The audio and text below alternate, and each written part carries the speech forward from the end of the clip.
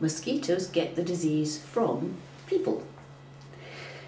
People give mosquitoes malaria, and mosquitoes give malaria to other people. So it's very much a circle. The malaria bug, the little parasite that causes malaria, has to have some of its time, of its what we call its life cycle, has to be in a person, and some of it has to be in a mosquito. So in fact what happens is that the mosquito, which carries malaria, bites a person. The malaria develops in that person, grows, expands, causes more and more little parasites to live, and another mosquito comes along and bites the person and picks up the malaria bug from that person, and then the malaria bug grows and develops and expands and produces more, which then get bitten into a third person.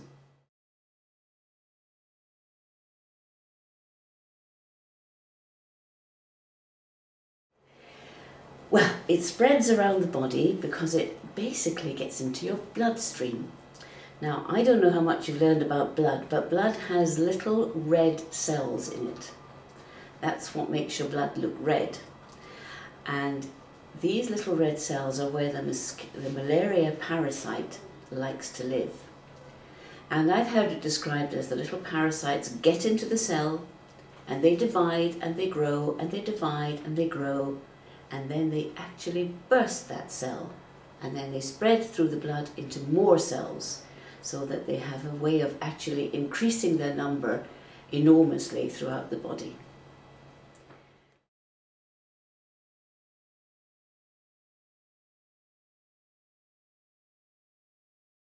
That's something that lots of scientists have tried to find out, and it's very, very difficult to know how many people have died of malaria every year.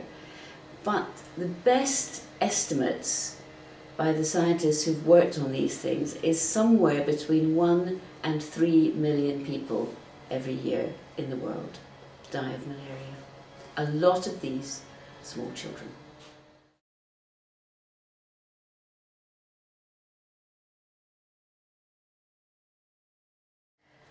Now that's an interesting one.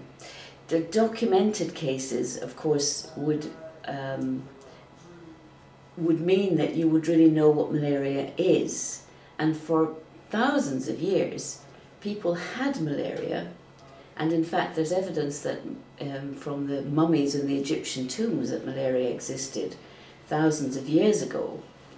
But to know that it was malaria, it's not much more than 100 years before people were able to describe what actually the parasite looked like and how it was transmitted.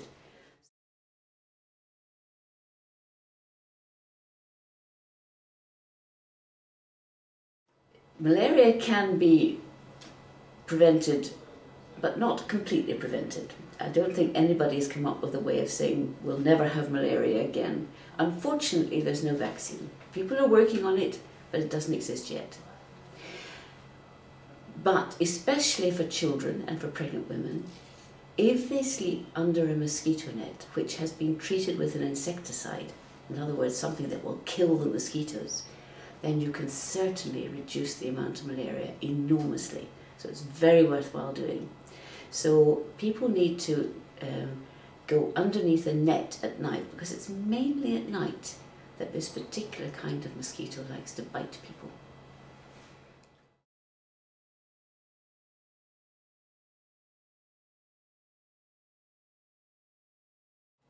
Yes, then there's a very good medicine now that treats malaria.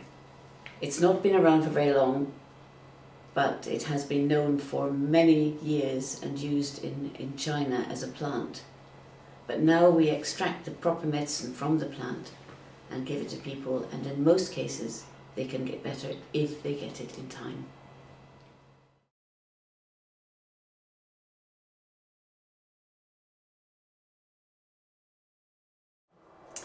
That's a big hope, and it is not impossible. There are certainly places where malaria used to be and has been cleared completely. Mostly those are islands, or they're places away from the really hot spots of malaria, where malaria used to exist and no longer does. But there are certainly people working on it. But there's a long way to go, but it is possible.